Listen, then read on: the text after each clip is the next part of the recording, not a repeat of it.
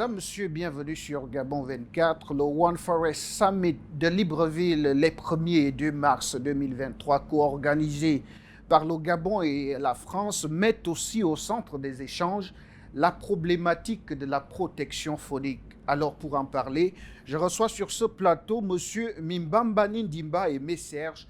Il est directeur de la gestion de la faune et de la chasse. Bienvenue, monsieur. Merci de me recevoir sur ce plateau de Gabon 24. Alors nous allons tout droit à l'essentiel. La nature est un ensemble qui comprend aussi bien la flore que la faune. Après tant d'années de lutte contre le braconnage, quel est l'état des lieux des forêts gabonaises en termes de faune? Merci. Il est bien peut-être de replanter le décor. Allez-y. En disant que la forêt est un tout où on retrouve, on va dire, plusieurs règnes en ce qui concerne le vivant. Vous partez des bactéries, des protistes, des animaux, des végétaux et des champignons. La forêt est donc un tout. Alors, le focus est fait aujourd'hui sur la faune. Vous l'avez dit que aux côtés du domaine forestier, en ce qui concerne les essences forestières, il y a aussi la faune, donc l'ensemble des animaux qui y vivent. Alors, l'état de lieu qu'on peut dresser aujourd'hui au Gabon sur la santé de la faune, vous l'avez certainement remarqué avec ceux qui nous ont précédés sur ces plateaux, que la faune, du point de vue des cheptels, se porte assez bien.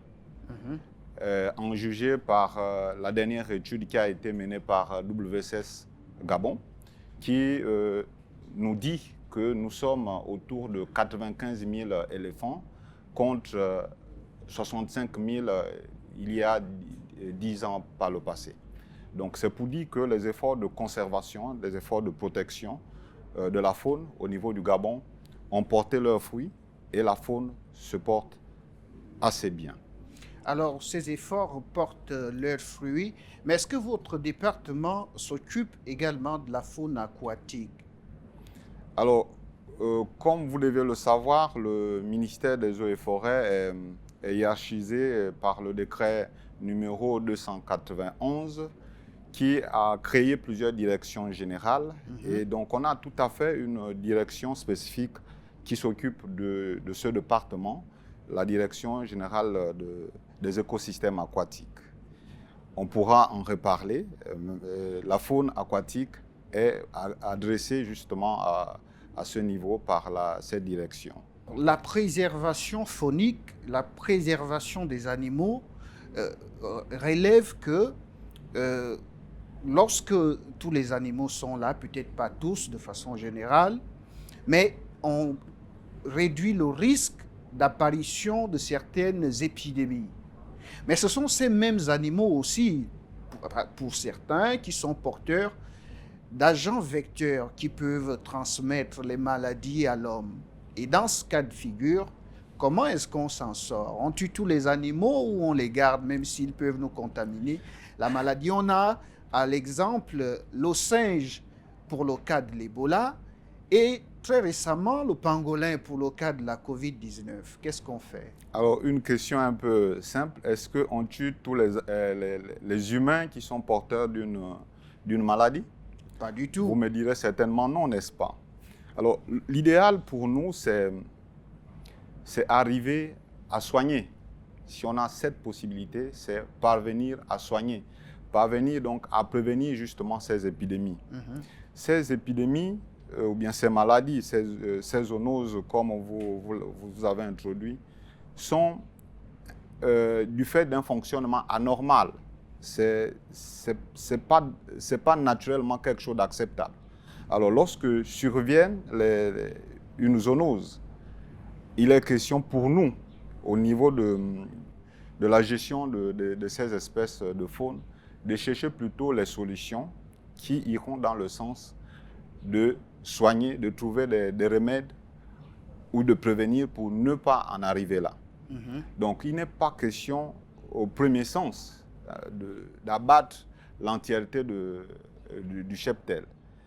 Il faut plutôt aller, c'est là où on interpelle la science, effectivement. Et vous savez qu'il y a des efforts. Au Gabon, par exemple, on a le CIRF, qui est, si vous voulez, une institution d'alerte pour nous, qui nous permet de situer le niveau de la menace et qui nous oriente vers les solutions à prendre. Vous faites bien de parler de la science, la collaboration scientifique, qui est un des piliers de ce sommet sur la forêt, à côté duquel il y a un autre pilier qui concerne la promotion des chaînes de valeur. Dans quelle mesure est-ce que la faune peut-elle participer à la capitalisation des chaînes de valeur? Est-ce qu'une forêt qui a plus d'animaux aura plus de valeur face à une forêt qui aurait perdu la moitié de ses espèces animales? Très certainement, en tant que fauniste, je vous dirais très certainement à coup sûr, parce que, comme on disait au départ, la forêt, c'est un ensemble, c'est un tout. Et vous savez aussi qu'on parle beaucoup d'équilibre entre les différentes composantes de la forêt. La faune se situe en bonne place dans ce grand écosystème qu'on appelle la forêt. Alors, pour prendre des exemples simples, à la portée de tous, si on parle par exemple de la reproduction des plantes, il y a un système que nous appelons la pollinisation qui permet de polliniser un rapport, si vous voulez, entre les plantes dites mâles et les plantes femelles pour que les plantes produisent des fruits et des fleurs. Et ces fruits, vous savez, portent des graines qui vont donc être, si vous voulez, des prochaines plantes. Alors, donc là est établi justement le rôle que peut jouer la faune dans le maintien ou bien dans la régénération du massif forestier. Donc, le lien est là.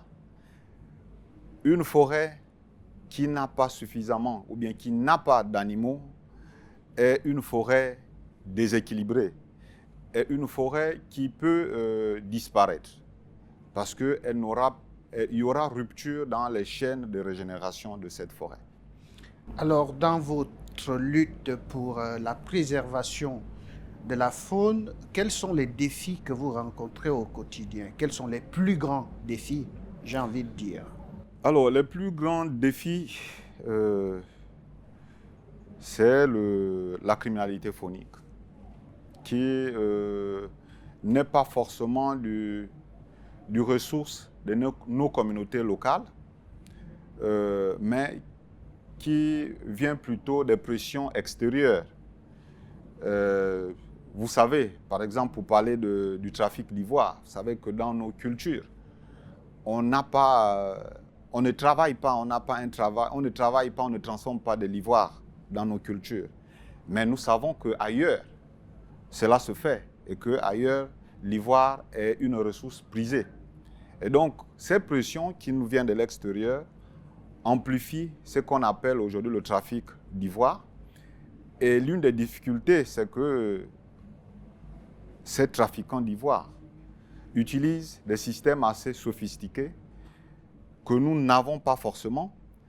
Et donc, une des difficultés pour nous, c'est élever nos capacités au-delà des capacités justement de ces trafiquants d'ivoire pour être en mesure de maîtriser ces trafiquants qui nous viennent le plus souvent de l'extérieur. J'avais peut-être envie d'enchaîner sur un domaine peut-être que vous allez aborder. Je vous laisse continuer. Cette perturbation dans les écosystèmes ou bien dans le cheptel animalier du Gabon peut perturber justement les équilibres existants et faire en sorte que l'éthologie des animaux, des espèces qui sont impactées change. Et si l'éthologie change, on arrive à des faits qu'on observait peut-être pas fortement par le passé. Je vous parle un peu du phénomène du conflit homme-faune qui est courant au Gabon, comme vous le savez. Parmi les causes qui sont citées, on cite naturellement le braconnage d'éléphants qui perturbe les familles, les groupes sociaux d'éléphants, qui changent donc de comportement. L'idée est simple. Alors, dans une famille, il y a certains qui sont détenteurs de savoir. Nous, les pères de famille, par exemple, on sait qu'on a des rôles à jouer dans la famille. Et imaginez que le père de famille soit ôté de la famille, il y a un déséquilibre qui se crée, il y a certains comportements de la famille qui vont changer. Est-ce que l'accent est beaucoup plus mis sur le fait que le chef de troupe soit parti? En fait, les causes qui expliqueraient le conflit homme-faune aujourd'hui sont multiples, hein. Nous avons peut-être abordé un aspect, mais il y en a plusieurs. Il y a plusieurs causes qui peuvent expliquer ce phénomène. Les populations qui sont victimes de ce phénomène, c'est des solutions. Quelle solution à cette problématique qui n'a que trop duré? Vous savez que le gouvernement travaille beaucoup sur cette question du conflit homme-faune. En 2021, se sont tenues ici à Libreville même les assises sur le conflit homme-faune. Ces assises ont amené l'ensemble des acteurs, aussi bien les communautés, à réfléchir sur la question. Et il y a eu un certain nombre de recommandations qui ont été formulées. Au rang de ces recommandations qui ont été formulées, on a, pour atténuer déjà les impacts du conflit homme-faune qui se manifestent en grande partie par la dévastation des cultures et dans une moindre mesure par les agressions physiques et les pertes en vies humaines, il y avait déjà le mécanisme d'indemnisation de ces personnes victimes du conflit homme-faune. Il y a, comme le prévoient les textes, les battues administratives. Il y a aujourd'hui ce qui est fait pour la protection des cultures. L'État a mis en place un programme vaste qui consiste à ériger des clôtures électriques autour des plantations pour protéger les cultures. Donc, autant de choses sont faites. Le mécanisme d'indemnisation des victimes est en cours de traitement et l'État, si vous avez suivi l'annonce du président de la République, il annonçait effectivement que le gouvernement devait indemniser au moins 1500 victimes de dévastation de culture. Le gouvernement s'attelle aujourd'hui à la mise en œuvre de cette décision du président de la République. Ok, alors Monsieur Mimbambani, votre mot de la fin à l'endroit des populations devrait certainement s'articuler autour de ce conflit homme-faune. Est-ce que vous pouvez rassurer les populations que toutes ces mesures qui sont prises sont dans le sens de trouver une solution qui soit durable, qui soit pérenne sur le conflit homme-faune? Alors, sur cette question qui est capitale aujourd'hui, parce que nous savons que nos parents souffrent énormément de ce conflit homme-faune à travers la dévastation des cultures, à travers les agressions. Ce qu'il faut dire, c'est que le président de la République a pleinement pris la mesure de la chose et a instruit le gouvernement à travers le ministère des Eaux et Forêts, le ministère de l'Agriculture, le ministère de l'Intérieur, et tous ces secteurs sont en train de travailler pour apporter des solutions durables et pérennes à cette question du conflit homme-faune. Solution durable à la problématique du conflit homme-faune. Vous l'avez entendu de M. Mimbambani Ndimba Aimé Serge, directeur de la gestion de la faune et de la chasse. Merci d'être venu sur le plateau de Gabon 24. C'est moi qui vous remercie tout naturellement, monsieur.